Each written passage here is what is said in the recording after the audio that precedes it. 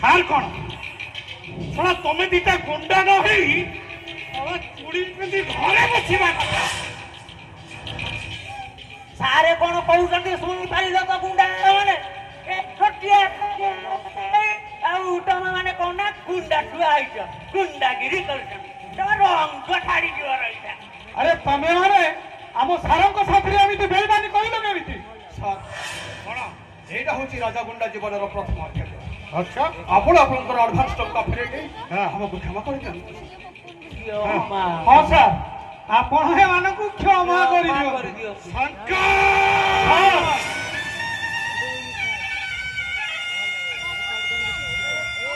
ପ୍ରତାପ ପଟ୍ଟନାୟକ ବିଧାନରେ କ୍ଷମାର ଶବ୍ଦ ନାହିଁ।